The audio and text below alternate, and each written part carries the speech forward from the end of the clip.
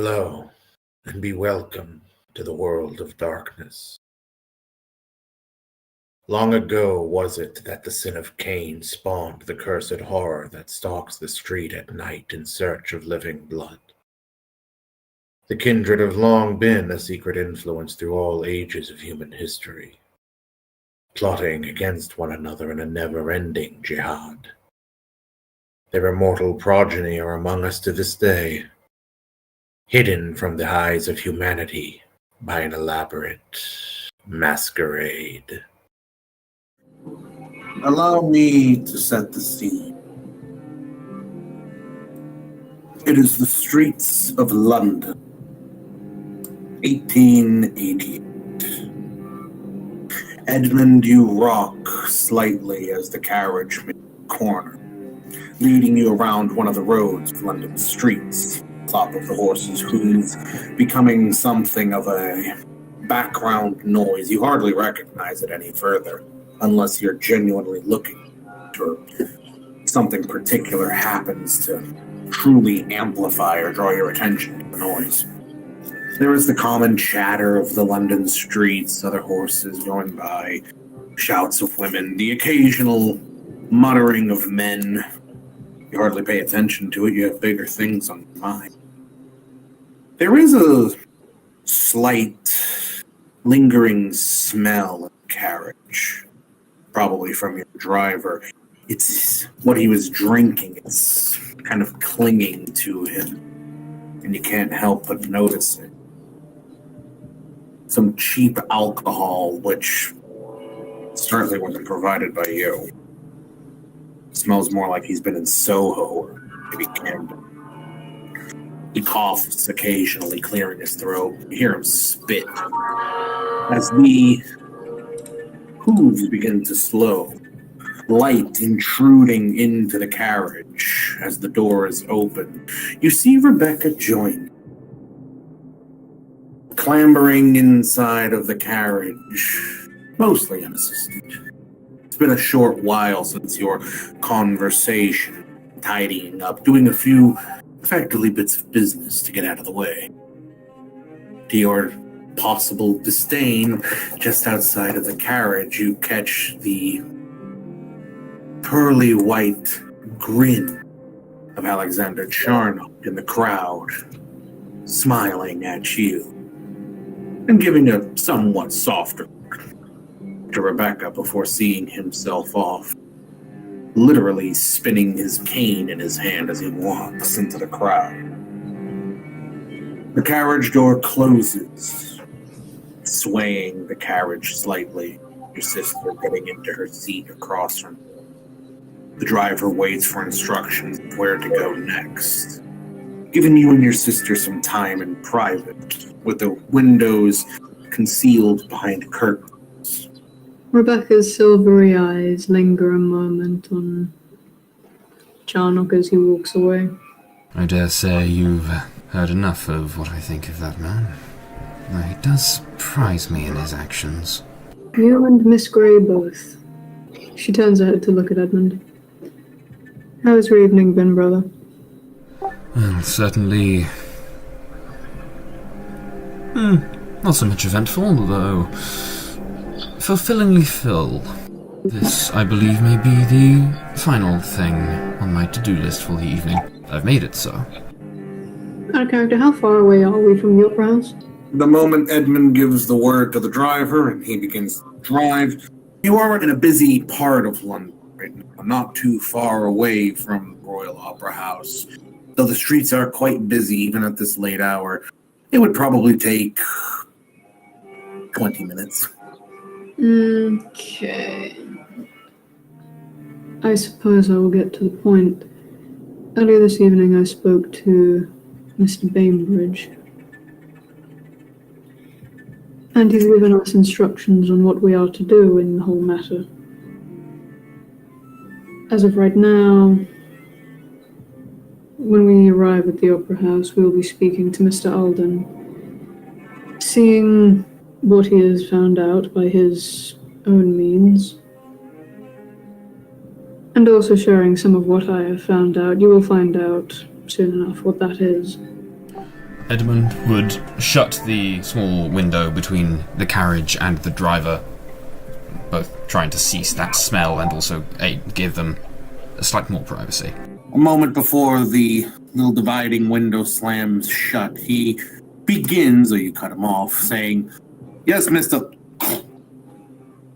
A moment later, the horse's hooves and the jostle of the carriage begin.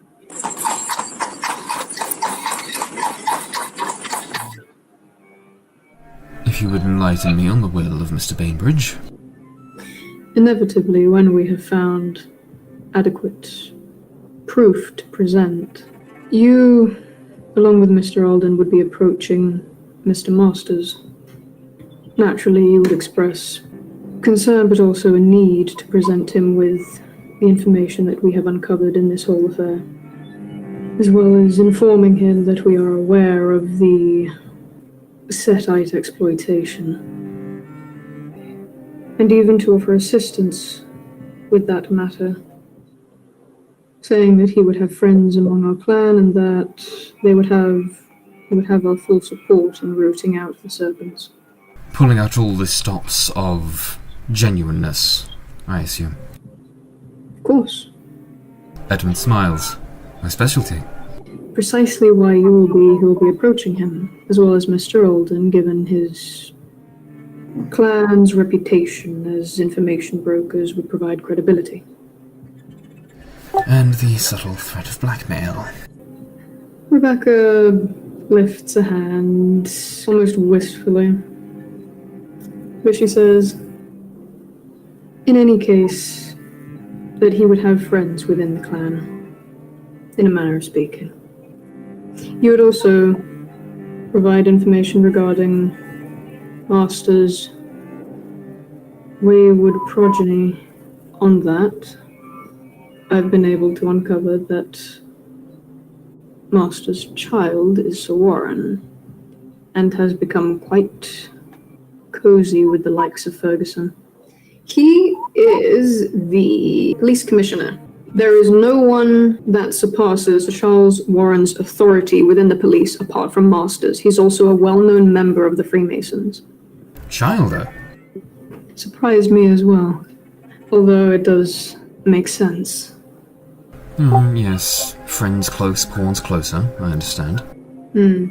But yes, I will be looking further into it to find any more concrete evidence, specific details which would make Masters concerned, which you may present to him.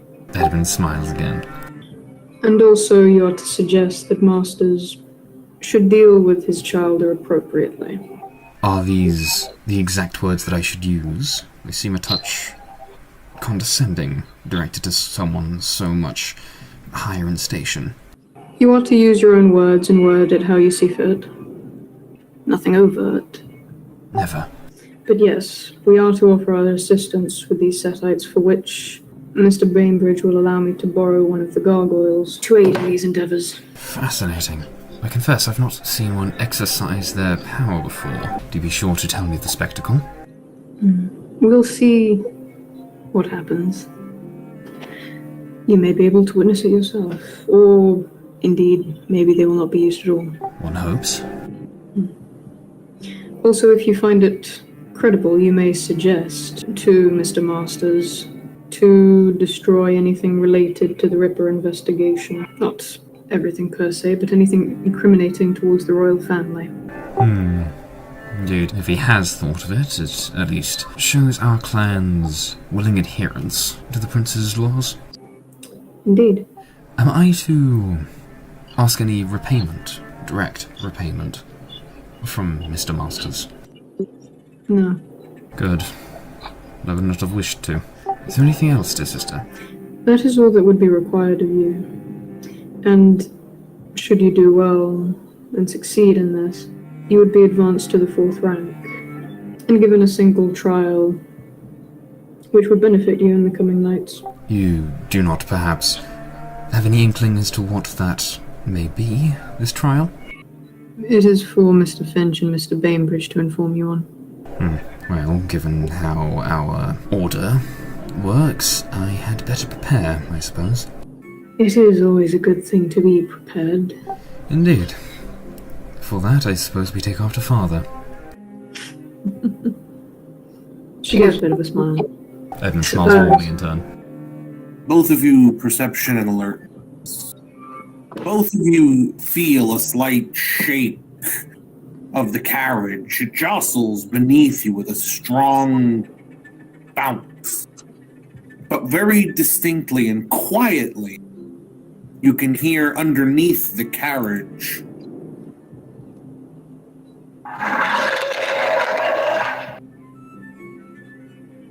I would like to enact my heightened senses, to try and hear that having passed it.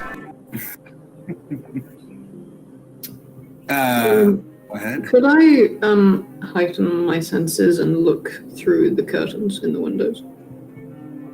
Yes, you may. Edmund, as you keep out as keen an ear as possible, you can feel a vibration up from your feet and hear distinctly the clack of something very strong, with no doubt very strong claws, climbing along the underside of the carriage. It sounds quite big, though nobody seems to be reacting to whatever it is, even the horses. Rebecca, you get a strange sensation. It's vaguely like that of a chill going up your spine, only it's a bit warmer. Almost like a hot flash rushing up your body. A sense of familiarity, a sense of...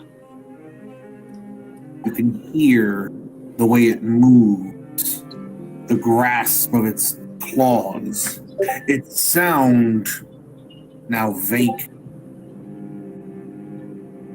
It let you know it was there. This is the cargo sent Bainbridge, fulfilling duty. No doubt if you were to look, it's obfuscated, somehow concealed itself beneath the carriage. I thought I was to get it tomorrow when I go to the Chantry. I look to Rebecca and raise my eyebrow, questioningly. Rebecca kind of rubs her temples, eyes closed, shaking her head, and then just waves her hand. Do you care to enlighten me, sister? The gargoyle. Edmund takes a moment, looking at Rebecca, then looks to the floor of the carriage, and then back up to Rebecca. The gargoyle.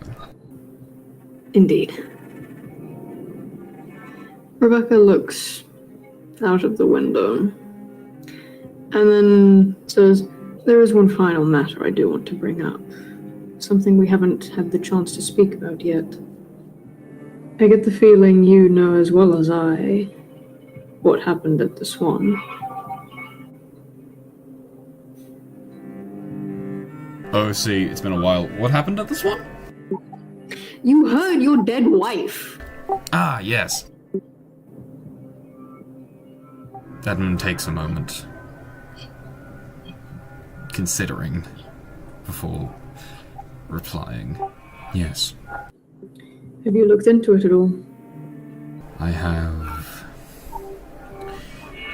not had the opportunity. She nods. When was the last time that you spoke to Arthur? Edmund, his gaze shifting from his sister's eyes down and to the side. I admit, too long. Perhaps.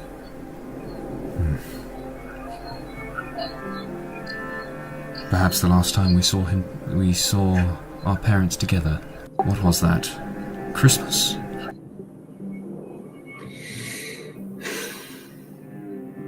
Almost a year ago. Yes. And unfortunately, the boy looks almost as pale as I do. He has been writing to me. But... the written word does not hold the weight of a father's speech. He looks back up to Rebecca. Edmund, something is not right if you heard Patricia. How is that so? Where is she? What is she doing? And it has been too long since you've seen Arthur. Edmund's eyes... Well, first of all, with my heightened senses still active, I'd like to read my sister's aura. Knight, what would you say the main color of your aura is, other than it being pale?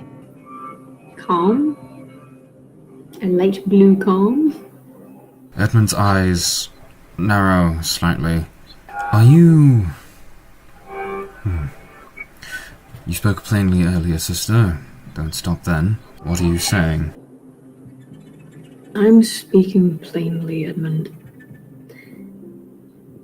We have no idea why it is that you heard her, or what has happened.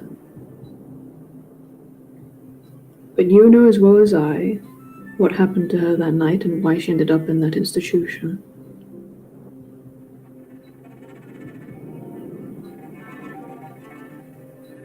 If for whatever reason she is back, find out what has happened and make sure that our You do family not.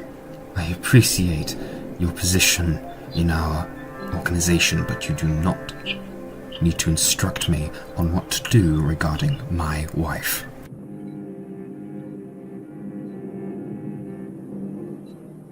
Though I have not had the chance to act on this information, I have given it a great deal of thought. Do not think that I haven't. Edmund would, having tensed up slightly, involuntarily, leans back again, his back straight against the wall of the carriage. Admittedly, there may be things afoot with Patricia.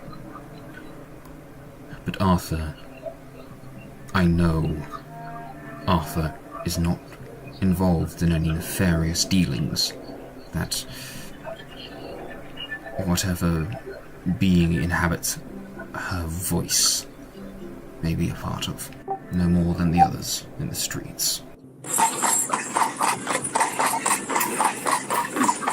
The carriage suddenly comes to a slight pull, jostling you both lightly back and forth, just enough to make your upper body sway a bit. As you hear the driver knock to let you know that you've arrived. Edmund would open the driver window. Thank you, my good man. No problem, Mr. Thorne. Would you like me to wait here for you? If you please. I'll lock it down, Mr. Thorne. I have every confidence. The driver gives you a slight frown. I'd like to read his aura. You shouldn't be frowning at that. Perception and empathy. That's unfortunate. You still have your heightened senses. Well, you can tell he is distinctly human. But you realize takes you a minute and kind of reaffirms that you maybe should speak to mortals a bit more often. You realize he was making a joke because he's a lock.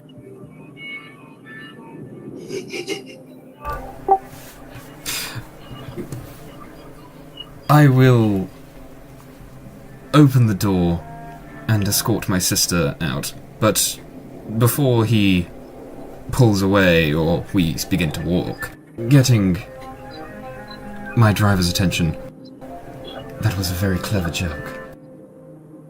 He offers you a big, bright smile, showing that, you've... It's wasted on this. I give him a grin and a wink, and I tap my horsehead cane on the side of the carriage. Then I escort my sister to the theatre. Opera. It's a theatre building. As you have entered in to the sprawling opera house, quickly finding yourself up the stairs of the of the red carpeted and velvet curtained lined halls of the exquisite opera house. As the curtains are drawn shut by the man stood outside them, though he is one to make rounds up and down the hall, occasionally he will come if summoned. There is a small bell for calling somebody. But this box is already known from previous times attending not to get many calls. So nobody tends to linger close by, instead choosing to linger near those boxes where tips can be more expected, as well as being called on. Upon entering in and the curtains closing behind you, forming an artificial wall, the chairs are laid out to oversee the stage, of which overviews the stalls and then is looked down upon from the balconies and amphitheater and so forth above. There is a very clean smell clung to the place, and yet, particularly to those gifted with auspex, you cannot help but catch the smells of wines and teas, of some people enjoying treats, sweets, biscuits, and the sort, typically. Though there is one or two people which seem to be eating something a bit more savory. And you can't smell quite from where, but you get the distinct impression it is from the seats down below. Nevertheless, there is also this somewhat sour smell, like grapes which have begun to go past their prime, which is culminated with this sweaty smell like, well, for Edmund, it would be like when you go on boar hunts and you catch a whiff of the boar, which makes no sense for you. They smell here, especially amongst the many perfumes and colognes and other flowery and fruity smells which are clinging to this place in droves. And no sooner do you take note of that than does a certain Nosferatu shatter his obfuscation in order to bid you good evening. Alden is once again in his usual attire. He's wearing his trench coat as usual, the collar popped just until the lights dim enough where he feels comfortable, finally allowing himself to become more relaxed. He greets you both by removing his hat and holding it by his side as he puts a hand on his chest. Good evening. Edmund would stand and offer his hand to shake Alden after he returns, standing full. Good evening, Mr. Alden. Tell me, how are you? Alden would give Edmund a firm shake of the hand, saying, I've been good. My evening hasn't been too eventful just yet. What about you? I'm afraid my business never tires. It is always, sunrise somewhere, he says with a smile. Alden would nod almost understand. He would then look to Rebecca and give her what seems like a smile. You can't really tell though because his face is so deformed. And how have you been? Rebecca would have stood up to greet Mr. Alden, giving an inclination of the head, a polite and courteous smile. As she says, I've been well. It's good to see you again, Mr. Alden. Alden would put his hand on his chest again and nod, saying, same applies to the both of you. Rebecca would gesture to one of the seats for him. Alden would give a brief nod to the both of them and say, thank you, and then take a seat. As you begin to seat yourselves, do give a perception and alert. Alden, you recognize that there is another kindred with attending the opera this evening. They are sat across the way above you in box 97. No commoner kindred this either, being the Primogen of the clan Toreador. Eric Baring Gould watches the opera. Edmund, you too note the Toreador Primogen. Whereas Rebecca, you catch wind of two other kindred sat together in one of the boxes, watching in unison, occasionally leaning in to whisper to each other, sat in their box 65 across the way. Being none other than the Brujah Primogen Reginald Moore, and one of the other elder Brujahs in the city. It would appear we are not the only ones enjoying such fine entertainment. That is to say, persons that we would be familiar.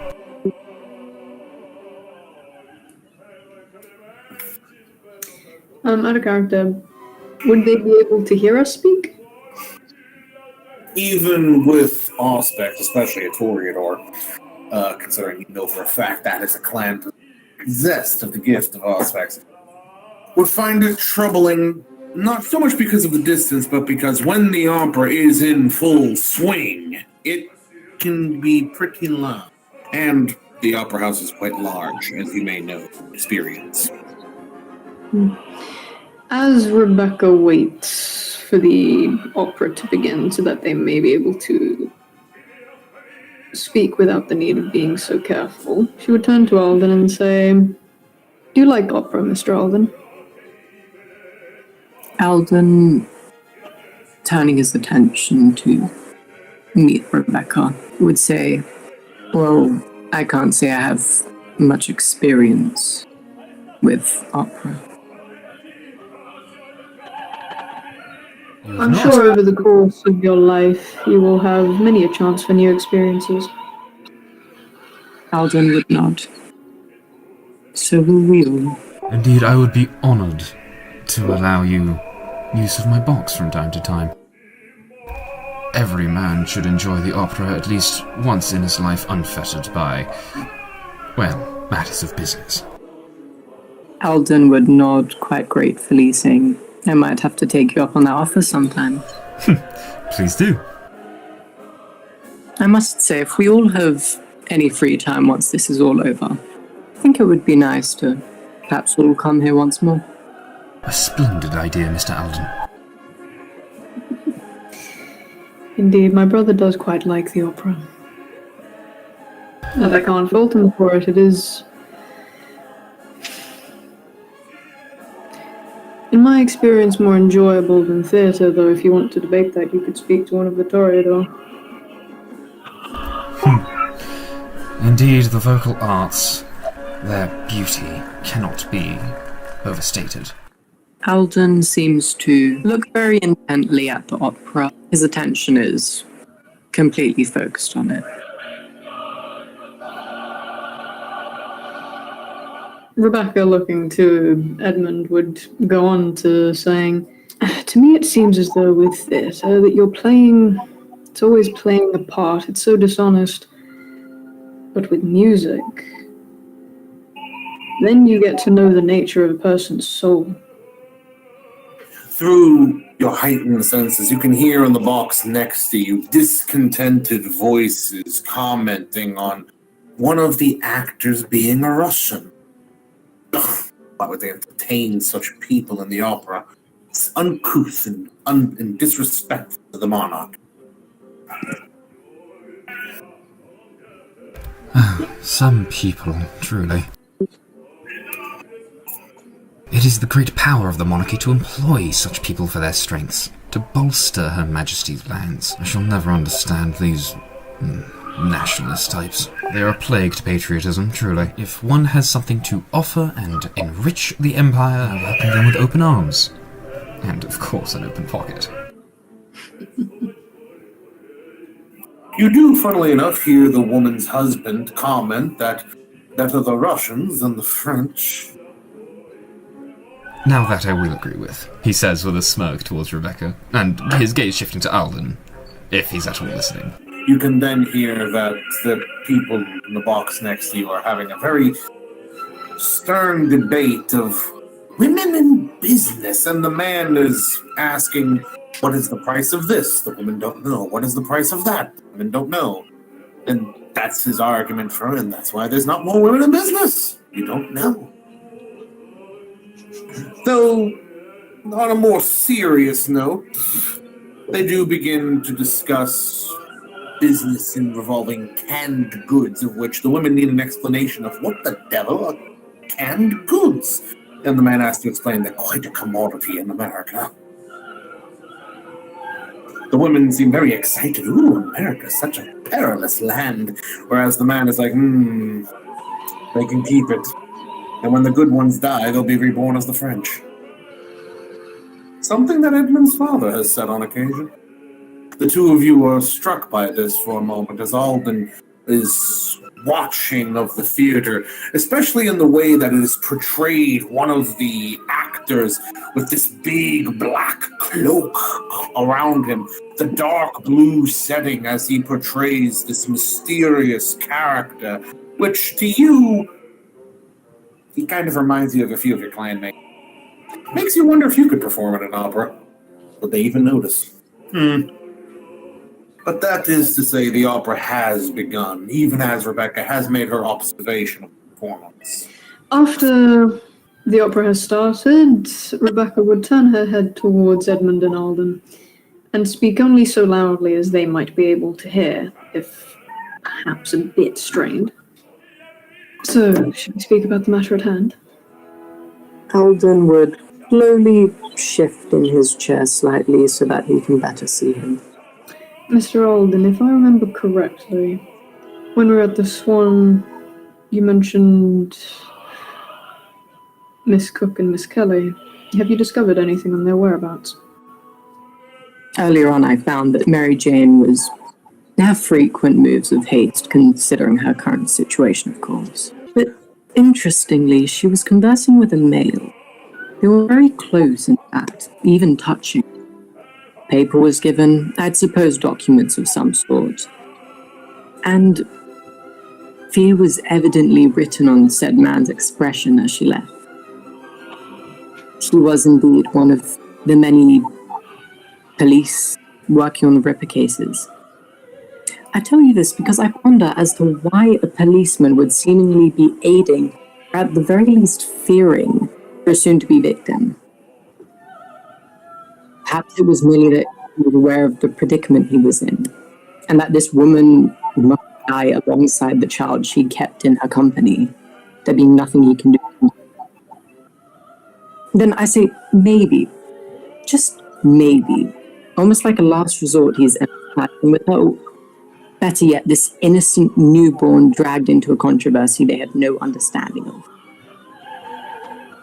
Even trying to help her.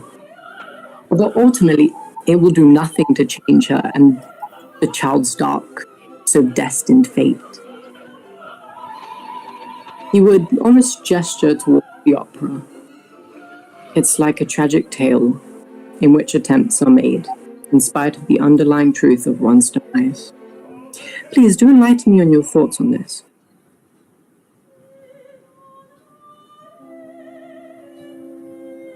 Edmund is turned toward the opera, sitting between his sister and their guest.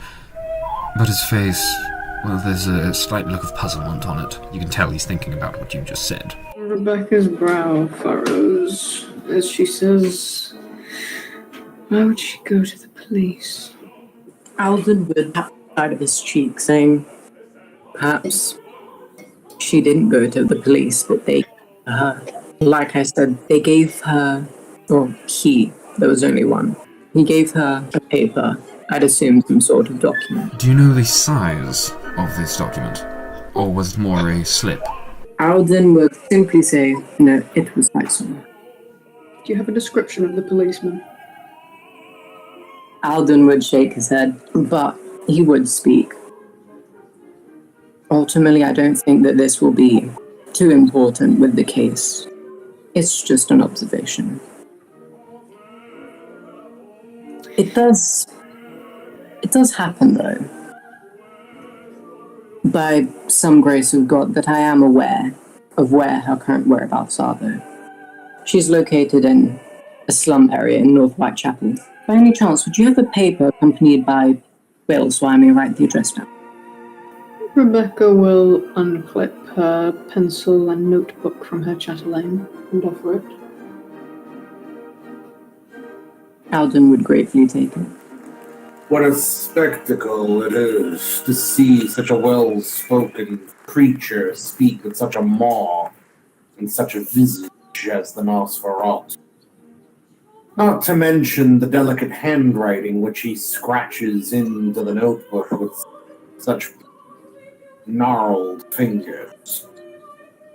Hell, fuck the opera. This should be on stage. The people would be mortified and curious.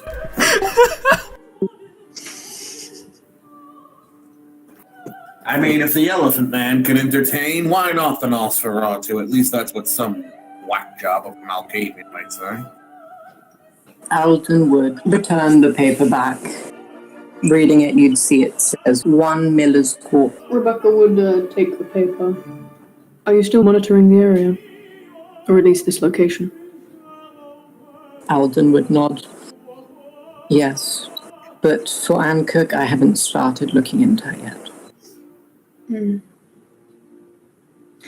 You use whatever means that you might to try to find her whereabouts, and I will do the same. Both of these women knowing their locations would certainly prove good evidence to what we may present. Alden would nod again. I can't agree more. And Miss Thorne, what have you been able to discover so far? I've found that Sir Warren seeks to incriminate one of the leading suspects in the Ripper case, a barrister and part-time school teacher by the name of Montague Druitt. His own family believes he's the killer and bears an uncanny resemblance to a Ripper. So the conspiracy that's going around is easily blamed on him. So Warren is trying to build up enough false evidence to make sure it seems real, planning to cover up things by using a patsy.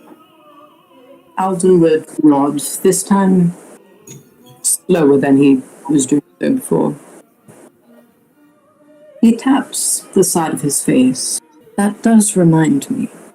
I found that there's a guy quite interested in the Ripper murderers. Sweet preacher, Father Marshall, angelical preacher, something along the lines of that, but nonetheless 3 holy men who are looking into the crime scenes and, like I said, overall, just the Ripper murderers.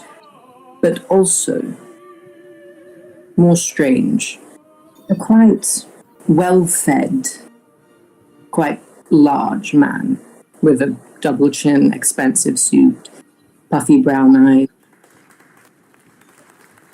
If anyone was to resemble me, who is, still, he would kind of wave his hands in the air. He can't really find the word.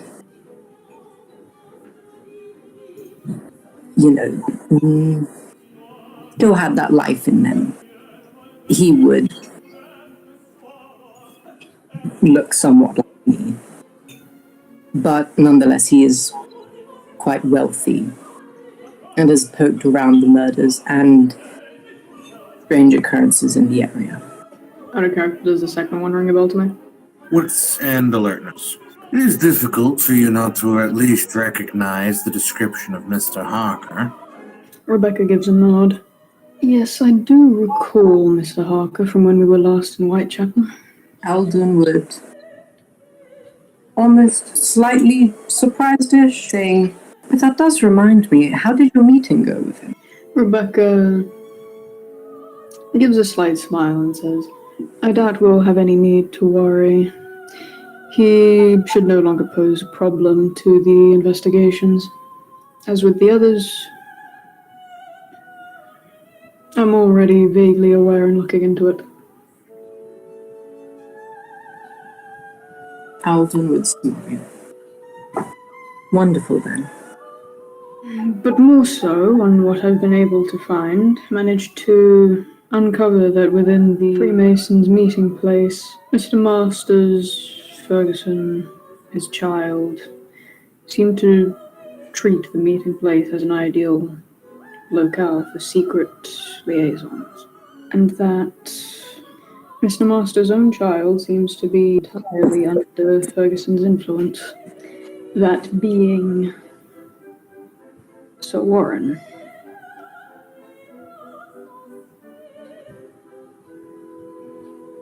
Alden would give a smile. Can I attempt to read Mr. Alden? Why is he smiling? Action, empathy, and Alden, manipulation and subterfuge. Okay. How deep into it do I? Give a rough impression of why Alden is smiling with that big, toothy grin. So, the Holden of the Nosferatu. You can clearly tell almost a bitter smile. If you were to put it into words, it would almost be like, these fuckers are really trying to play everyone, aren't they? It's almost a mixture of him being frustrated and annoyed, but also happy that more of it is coming to light. Ultimately, it's just a bitter smile there. Okay. Rebecca would pause to look at the other two, mainly Alden.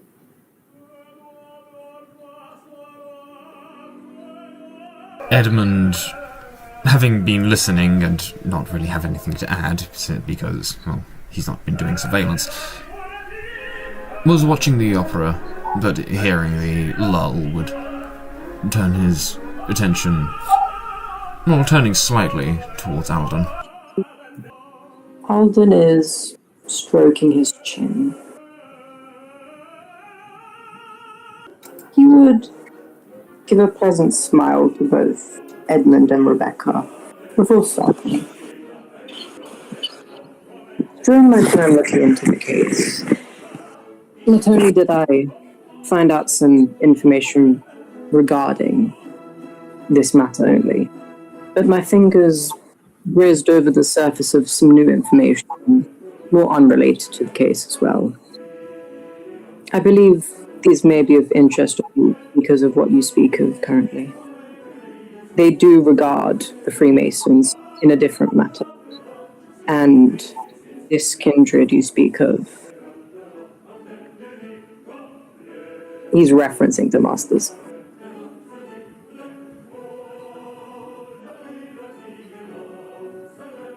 Considering our alliance, I will only ask a trivial boon. I will accept in my part. Is it pertinent to the investigation? Alden would shake his head. He said not necessarily, although anything can be used for. Gives a nod, saying, I think that would be more than fair given our alliance and to our continued partnership, as well as I trust the Nosferatu having good information. He would nod, smile, and say, of course. Almost like an opera or a performance, he emphasizes his words with his hands as he gives you the information. First, I will start with the Freemasons. Are purchasing key pieces of property, speaking with influential powers far more than themselves, those of Parliament. They wish to rezone parts of London to connect different churches. So far, I've found that they wish to do so with Westminster Abbey and Lambeth Palace. One property they seem to be working on currently is a property in Lambeth, a mansion. He would add, they're clearly up to something, considering their reputation to get involved with other power players to ultimately play a better game themselves. There's obviously something more to it. Thus far, I haven't discovered what exactly. Rebecca would, with her hands in her lap, glance to Edmund for a second before looking back to Alden and ask, I don't suppose you would have had any proof? Waving his hands slightly in front of his face, he'd say, the proof only comes from the eyes. She gives a nod. If you wish for proof, I can aid you in that. Of course for a price, but I can help you if you wish. She gives a slight inclination of the head, and then asks, and you mentioned another matter. Could I look around, see if anyone's listening? Save for your coterie, no one seems to be paying you any attention, though it helps that the opera's reaching one of the central points of the whole performance, so attentions are fixed. Alden would ensure to give the information in a low whisper. As he does so, Rebecca turns her attention, her gaze towards the opera. Also, just looking over if anyone might be paying attention to them.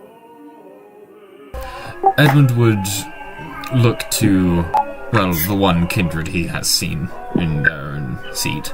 Neither you note anyone in particular which stands out. The kindred which you had seen are, the Brujah seem to just be chatting. They're not even really paying attention to the opera, though they are half watching it, half gesticulating and speaking towards it. They seem to be more debating than paying attention. Whereas the Toreador Primogen is rapt by the opera, and his attentions couldn't seem to be more fixed on it. Of anyone else, who cares? They're not paying attention.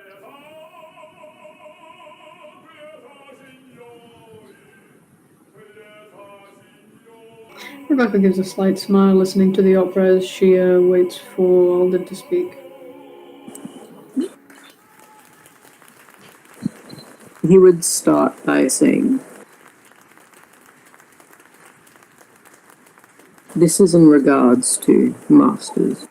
He would say, as we all have a hunger, an unquenchable thirst for, perhaps you could say, our potent liquor, masters included, of course.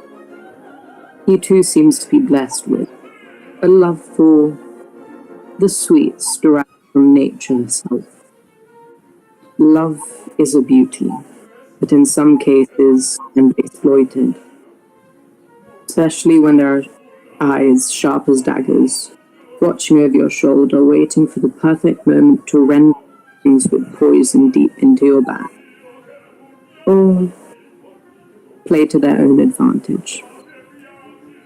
Because games like these require decisions, and sometimes it's better to keep a powerful player in the game if you can make them use it yourself. The matter is far larger than a single Ferguson. There too is a gentleman by the name Danvers. When you find a beak, and better yet, multiple, you know you are nearing close to a nest of them.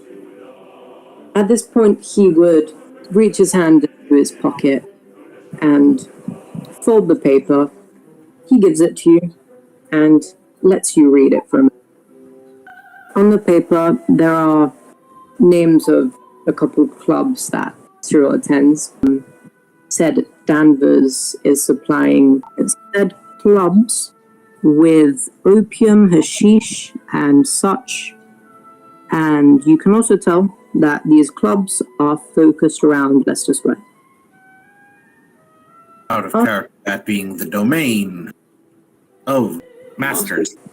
After he lets that settle in a little bit as you read over it, he would continue saying, like I said, love can be exploited.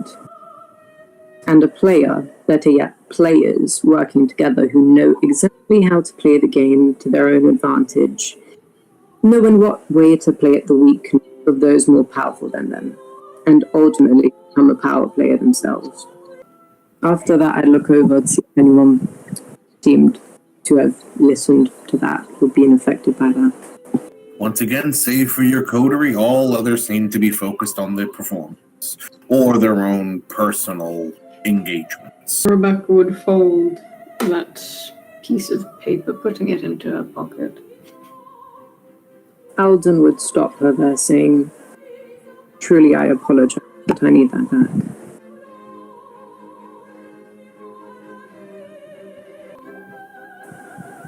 Very well. She doesn't stop him from taking it.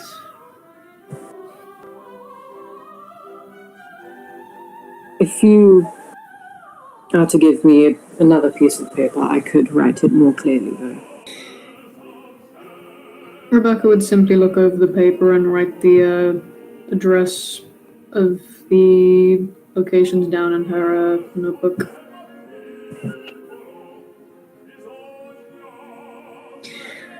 And then hand the piece of paper folded back to Alden in between her middle and index finger. He would take it up gratefully. Oh, how tangled in the spider's web we find ourselves. I only wish that the silks may be spun into material. There's always profit to be made. He gives a warm smile. I must add as well, this, however, is related to the case. Ferguson has sent intermediaries to several of London's other neonates, hinting at opportunities to both that of the blood and that of noble kind, offered by the secret society. His ambition is his greatest weakness, for he has recently attempted to suborn some of the other club's masters' visits. Clearly, they are trying to close in on him. Rebecca gives a sigh as she says, "Yes. Some Tremere have even been extended invitations into joining the Freemasons by Ferguson. One last thing that I will say on what I've found is that I've uncovered within the Freemasons' meeting place that Mr. Ferguson has a secret room. If there is any place that we might find undoubtable evidence of who he is, I imagine it would be there. And we would have to sadly investigate this personally, as there seemed to be some manner of protective ward around the room preventing prying eyes." Alden would add,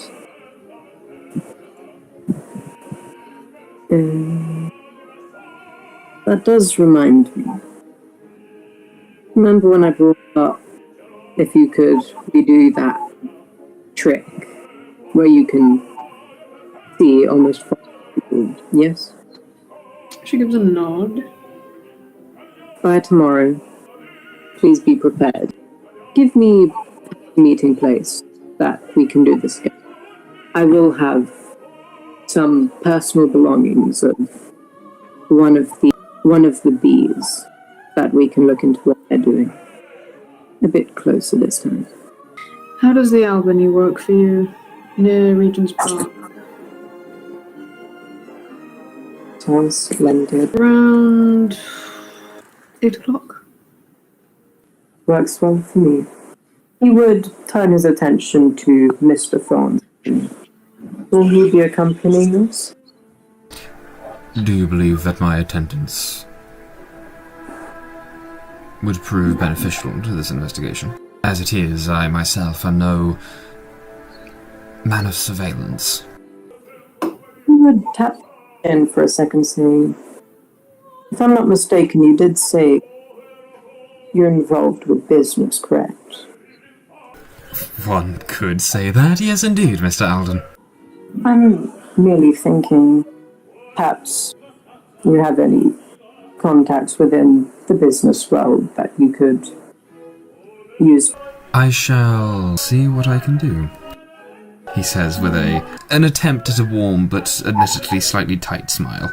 Alden would give a smile to the both of them, saying, so when shall we all meet together again? Well, as for the moment, it seems that what needs to be done most immediately is you and I, she says as she looks briefly to Mr. Alden, by our various means, monitoring and or discovering the whereabouts of Miss Kelly and Miss Cook, as well as we'll see how the events of tomorrow go with what the ritual may reveal about what you plan to bring. I also believe that attempting to gain access to that hidden room I mentioned could prove useful to presenting evidence, because I do believe that the best way to approach the situation once we have all the facts would be to speak to Mr. Cyril Masters.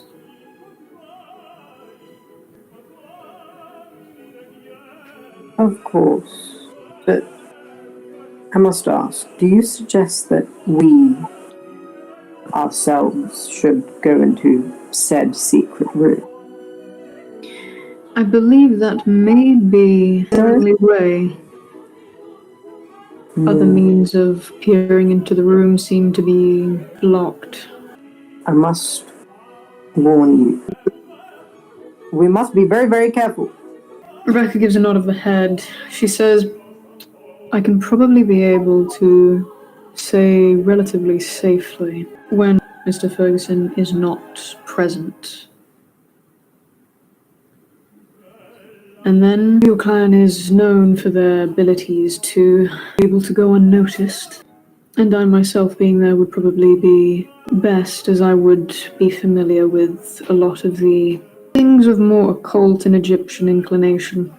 And when do you believe would be a good time to do so? I'll be able to give you a more definite answer when we meet tomorrow night, perhaps later that evening or the evening after. Soon, though. We wouldn't want to leave this for too long. Alden would nod. And if you ever do run into them, beware their eyes. Yes, I'm well aware of some of what they're able to do. He would smile and move back, saying, good then. But after that has been done, what comes next would probably be best for you and Mr. Thorne to do, that being speaking to Mr. Masters. Yes, there are a great many things for the three of us to discuss. Not only bringing to light what we have found, but also assisting in the extermination of these pests. After all, nobody enjoys stepping into a pit of vipers. If I must say that, it might be there are certainly more. And by doing so, the other's guards will certainly be raised. We can only assume that if we get rid of these few, the larger masses will find a way through it and have their own way out. And so do you propose that we, rather than cut the head off the serpent, we harvest its venom?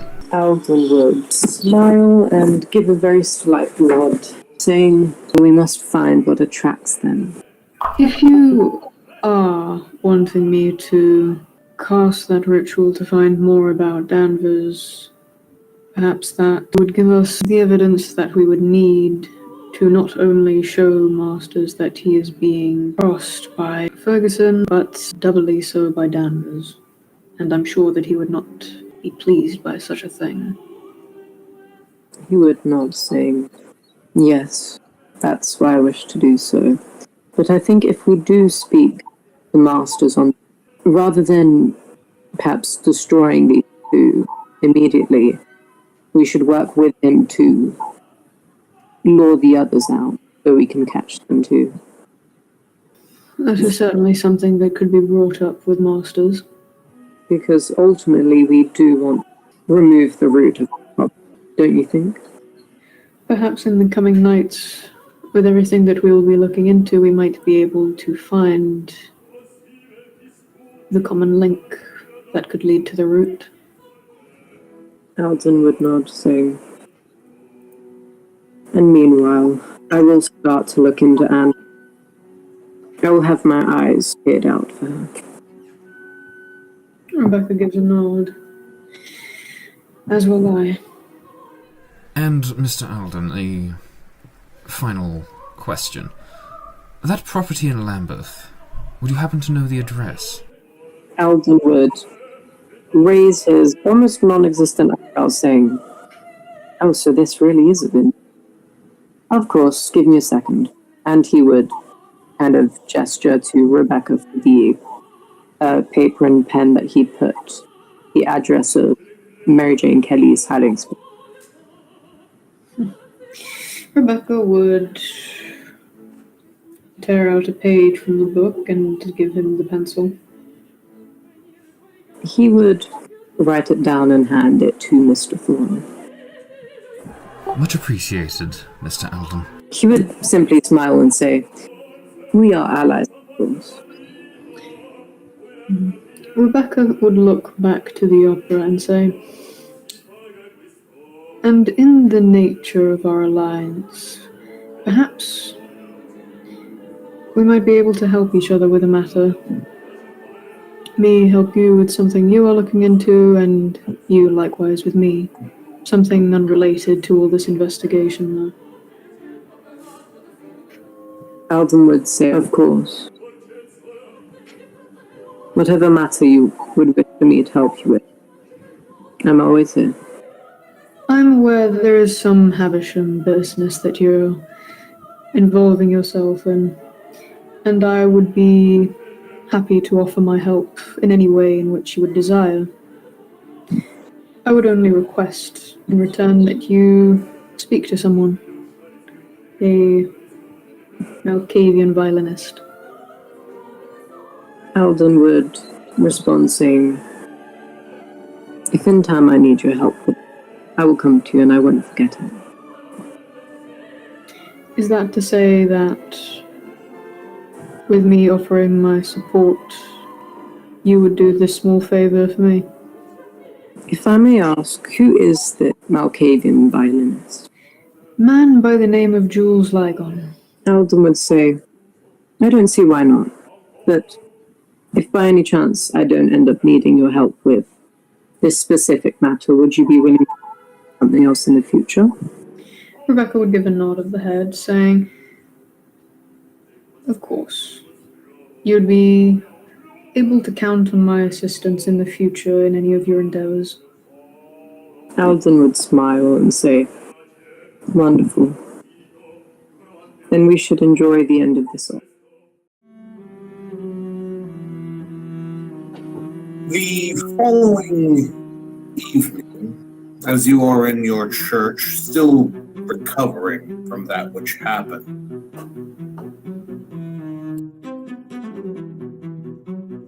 you find that there is a knocking at your door, the candlelight shimmering as you were leaned over one of your books, your ribs still hurting, something vicious.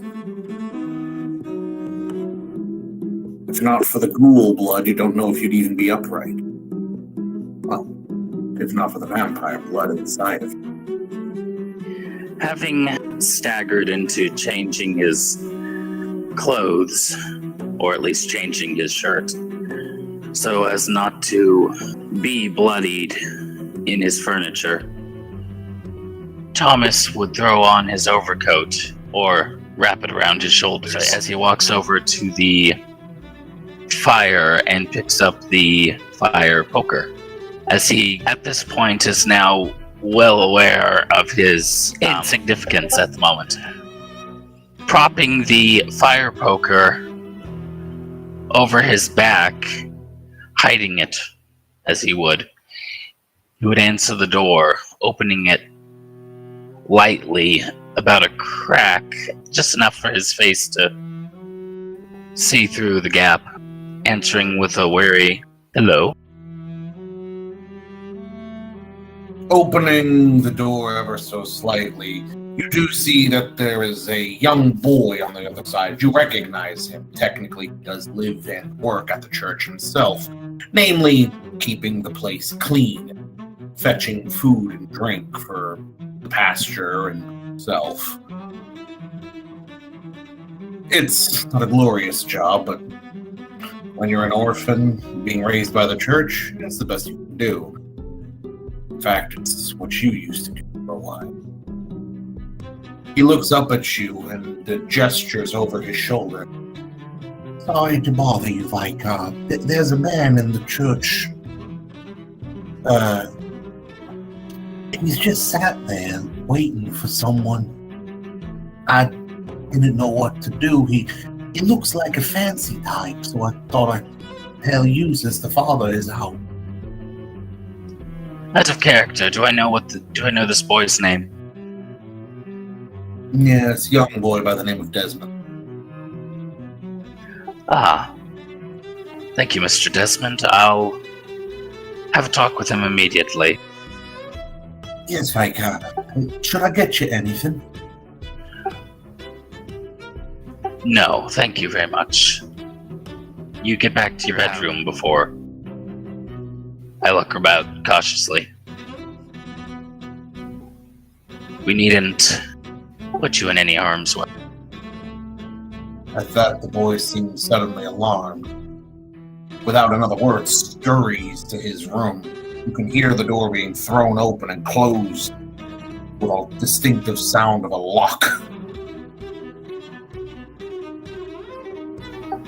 Thomas would have a little bit of a snicker as he put the fire poker down beside the wall and then gets properly, or at least mostly dressed, walking his way upstairs. He would go into the main room of the church, seeing who drew the attention of the boy. As you enter into the church, it is virtually empty. There's a few lingering candles burning by the steeple,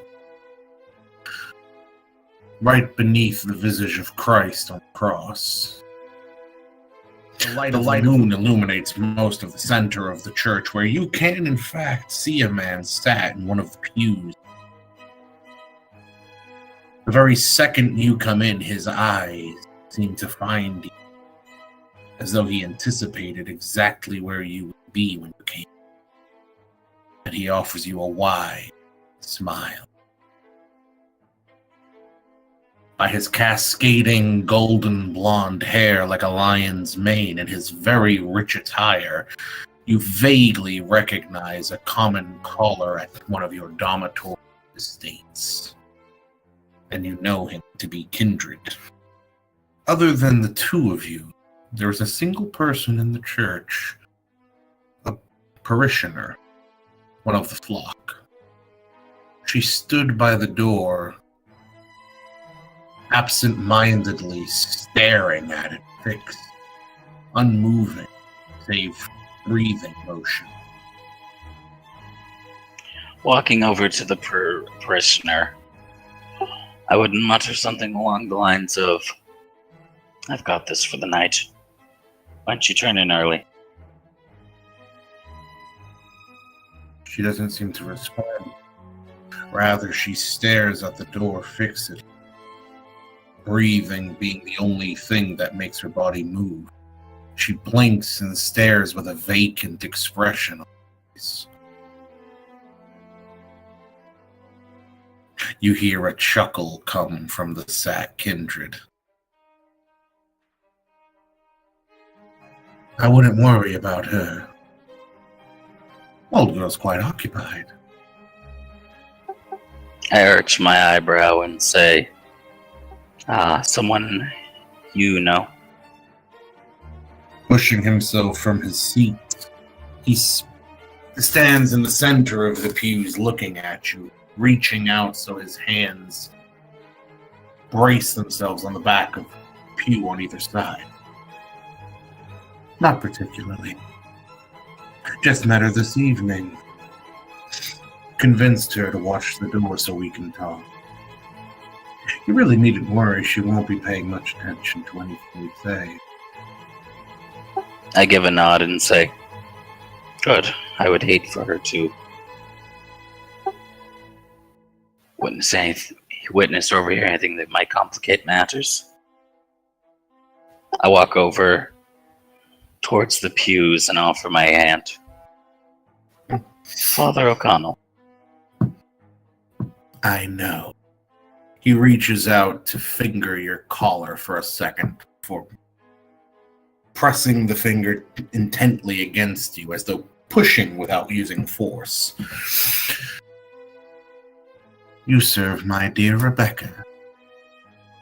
You don't need to deny it. I already know. I've smelled you when I've been there before. I give a light smile and nod. Yes, I acquire things she requires for her work. I also work for her brother, Sir Edmund. You do him too much service to call him a sir. He pulls away from you, letting his finger fall. That's precisely why I've come to talk to you, however. Her requirements, not Edmund. Least of all would I waste time speaking about him.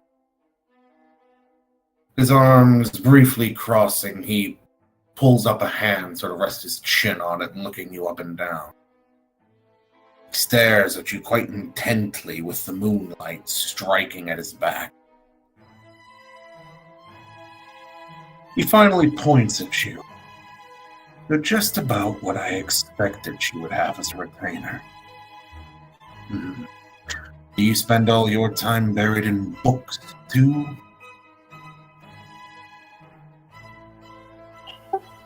As he pokes my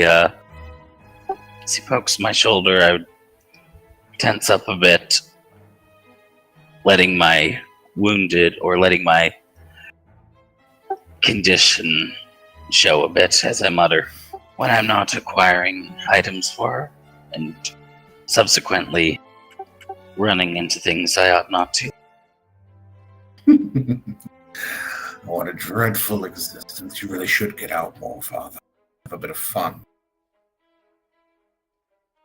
But that'll be for another time. Tell me, how well acquainted are you with the secret traffickers among your fields of expertise here? And for the record, you needn't lie to me. As it is, you're a ghoul in the service to a Tremere. If you think I'm stupid enough to think that you're a devoted Catholic, Christian, or Anglican anything, well, frankly, I'm going to be slightly insulted. Do I know anything that he specifically would be looking for? It really depends on whether he's talking about, say, secret societies or someone like Stone Rose, whose whole business is selling occult information for money. Gotcha. I look to him and I give a nod, muttering, are you looking for something in particular, someone, or a group of someone's? That's my business, ghoul. But I suppose I should at least let you know enough. I'm looking for someone or some ones who happen to have quite a bit of,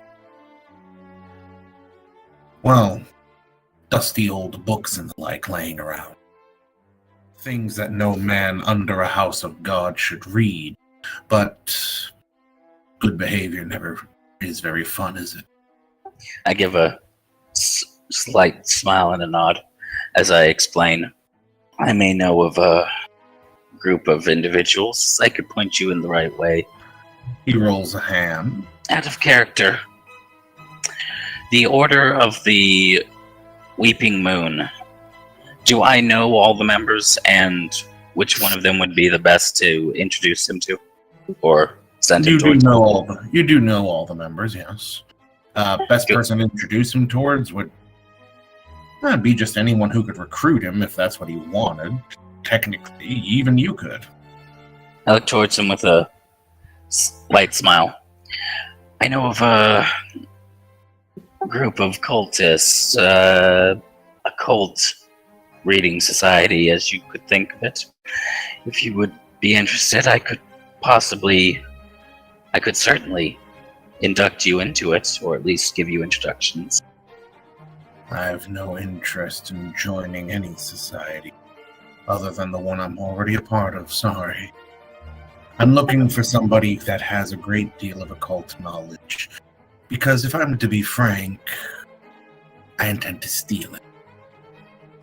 Leaning forward, he puts a hand on your front of your collar and grabs it tightly.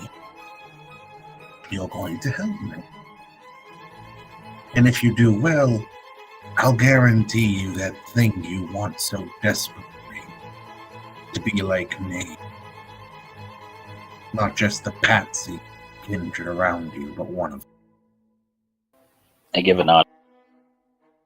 I understand your meaning. I have a few people in mind. Will they... I look to the woman who is absent-mindedly staring elsewhere. Will they be like them? That very well depends on how much they get in my way. He pulls you a little closer, allowing you to smell old blood on his breath. And for the record, none of this reaches Rebecca. Or Edmund. If either of them find out, I'll peel the flesh from your bones.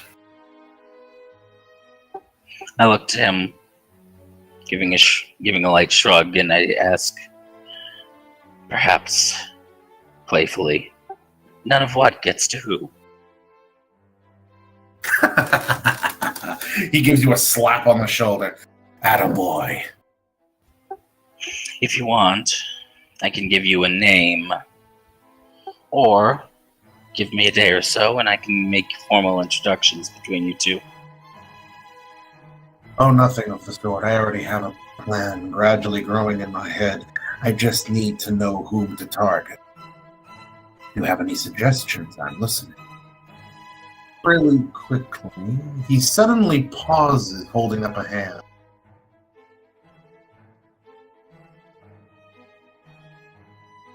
You brilliant Irish bastard. He leans forward and gives you a couple pats on the cheek. Now that's what I like. Stone, he'll do now. He brings up his other hand to stroke his chin. Do you know how to get in contact? Quickly out of character, Stone Road, or who's that in the society? That was the... That's nobody in the society. Oh. If you recall, that's an occult knowledge dealer that you... Oh! Mhm. Yes, I got you. Okay. Would I presume I would know of a way to get in contact with him? Mm-hmm. I give a wry smile and say, well, that would be simple. I can get in contact with him within a day.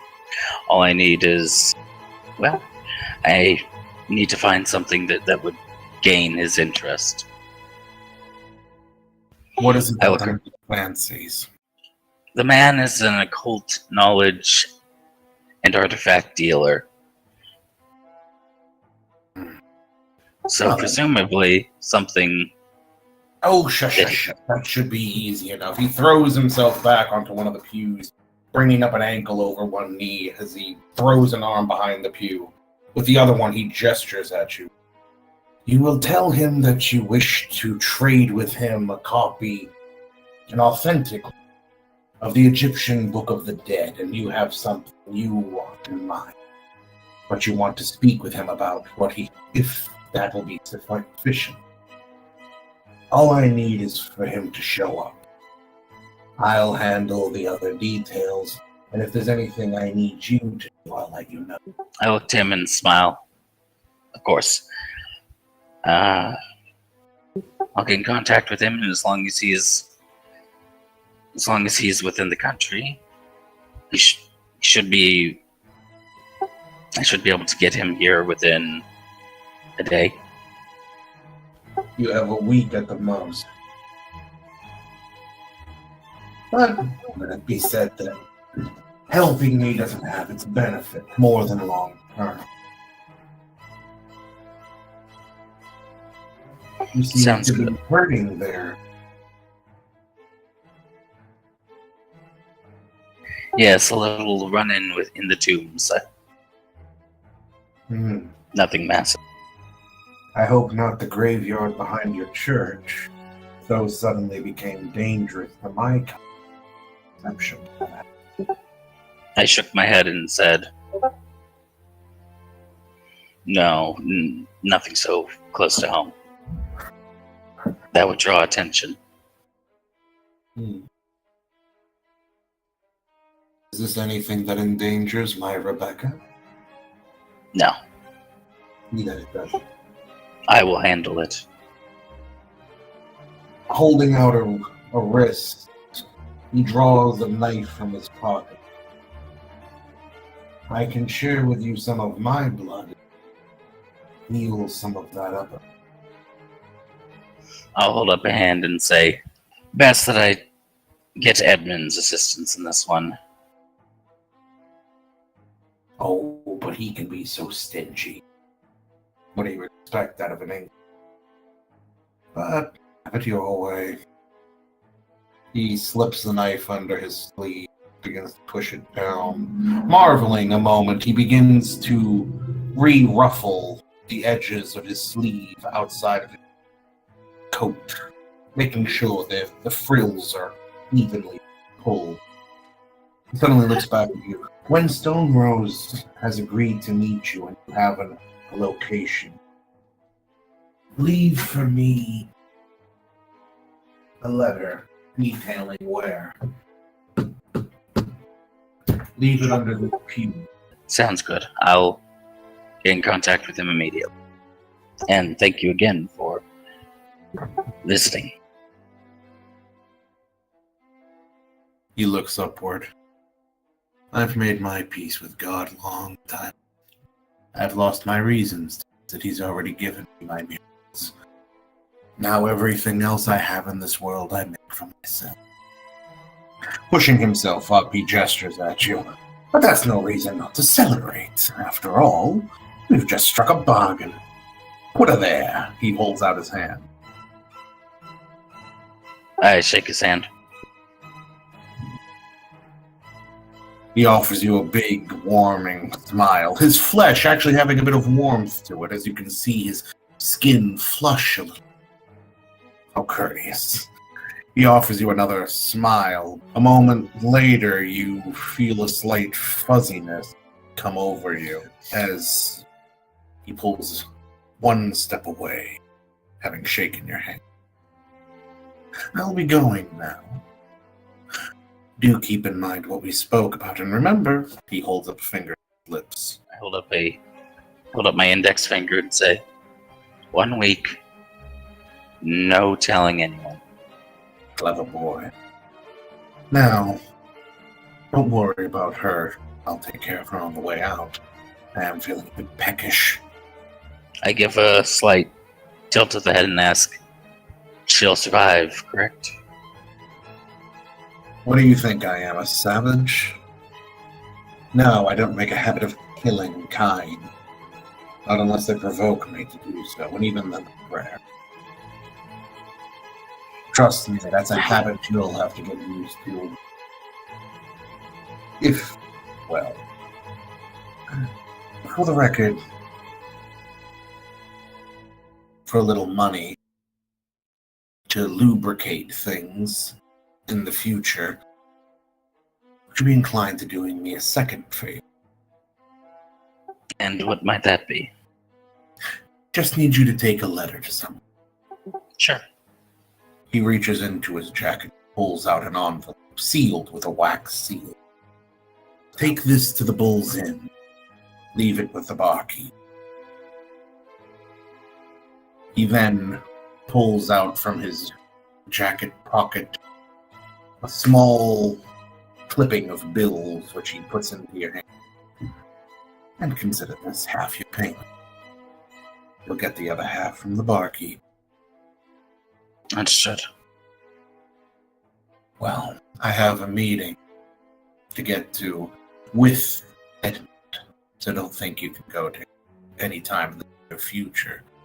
He holds up his wrist. That's why I offered, after all, poor boy. I give a smirk and a shrug. Actually, I was just about to make my rounds. I have a item to deliver to Miss Rebecca, the item that she requested. I think I'll leave it on her door. Well, wrapped up, of course. Just make sure she's happy. Anyway, have a good evening. He tilts his hat to you. And with that, end scene and session.